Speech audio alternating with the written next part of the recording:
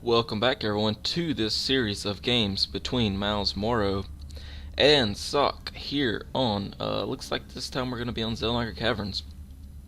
This is the fourth game in a best of 5. Spoiler alert is coming, so if you haven't watched the other games, please go watch them now. aTnSocke is indeed ahead, 2-1. Yeah, 2-1.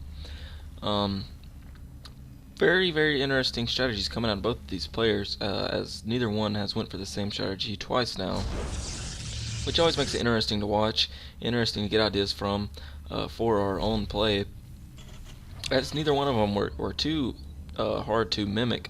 I believe the last on the last map, aTnSocke with that Void Ray play was pretty good, and I don't think any just regular player could mimic that very easily. But nonetheless, however, it is something to practice. It is something to keep an eye on, as I'm looking at nothing here in the middle of the screen, and I don't know why. Probably because I'm blabbering on. But another little tidbit information, because being the good researcher I am, I do research the players before I start blabbering on about them. Is that these two players have met before in the Zotac 15 Cup. That was in the beta, however. But mouzMorroW was able to beat his opponent aTnSocke. So, kind of like the tables have turned this far. mouzMorroW will need to win this one to stay in this tournament. But if aTnSocke does get this last win, this will secure the win for the series. Like I said, I don't know if this is the finals or anything like that. But I do know these two players are good, so I wouldn't be surprised. It is a best of 5, so I would assume that it is the semifinals or the finals. But yeah, pretty similar builds still coming in for both players, as the opener for the Protoss is pretty standard across the map. Orbital Command coming up for mouzMorroW. I guess one thing I could talk about is the way the builds could differ for a Protoss player in the beginning. We always see the gateway, or pylon, gateway, pylon, cyber core, and then gas somewhere in between there. But one thing you could watch is this this energy number on the Nexus that is used for the chrono boost, of course. Lots of Protoss players will opt to go for the economies, especially on these bigger maps. And I think we have seen aTnSocke usually save up his chrono boost mainly for his economy. If we look at the income tab, yeah, aTnSocke now 5 probes, or yeah, 4 probes ahead.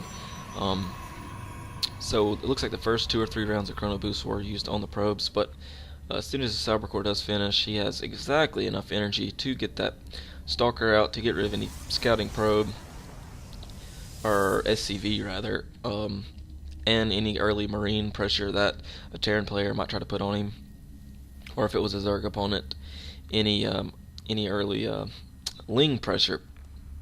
Does look like aTnSocke is going to scout out for any kind of proxy play, as he has no clue what's going on over here. At least I don't think. I think the probe, I think the probe did go down fairly early, so he did not see this factory.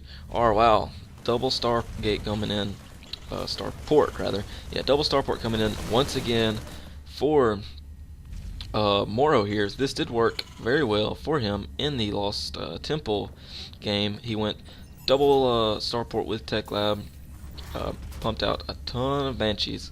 That's a very strong build right now against Protoss, as unless the Protoss player does scout it, will be very hard pressed to counter it, as you need either a ton of Stalkers, which Stalkers do very well against Banshees in numbers, or some kind of Phoenix. Void Rays probably would not be the answer, but Phoenix would, however.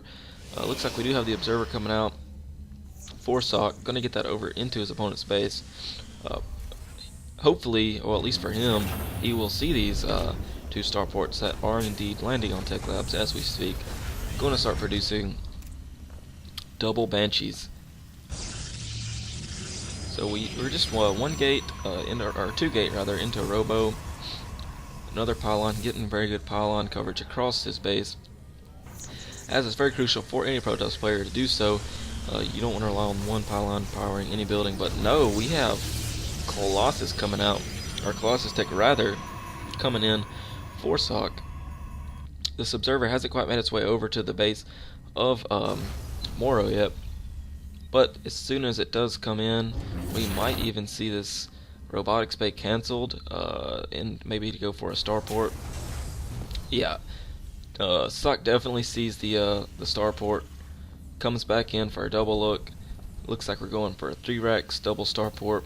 Lots of Marines and lots of Banshees, as we already saw this before. But SC2 says, screw it, I'm going for my original build. I'm gonna, this is what I did in game 1. It won.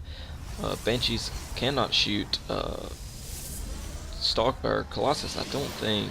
Actually, maybe 100% wrong on that, but I don't think they can shoot them. Maybe they can, maybe they can't. Either way, we should see Floating Factory coming in for mouzMorroW.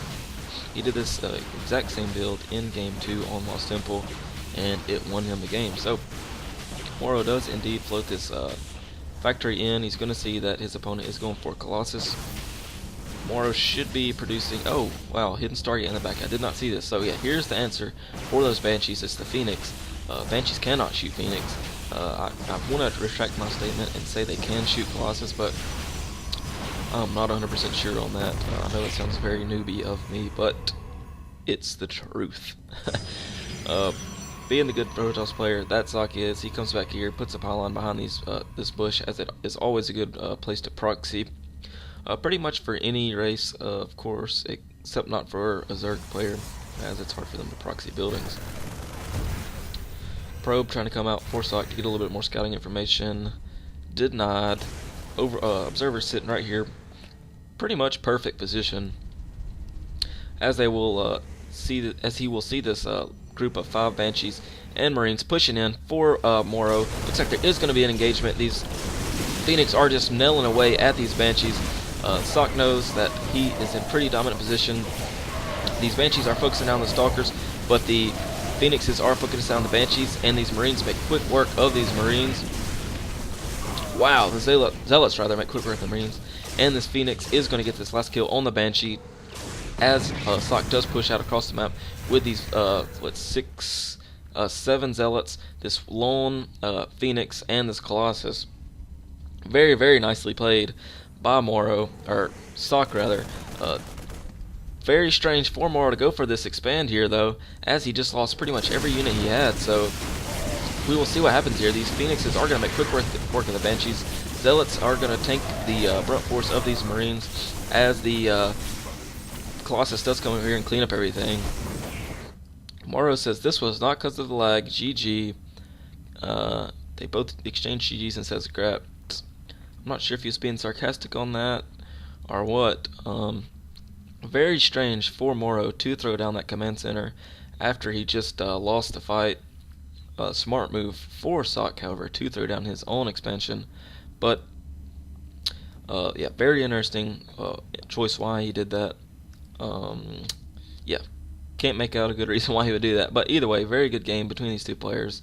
I do reiterate this a lot. I'm not a pro, and I'm not going to say that he should have did this or he should have did this, because they're both pro players. They know what they should have done. Either way, this was the Craft Cup. I'm not sure which one. I know it was played really recently.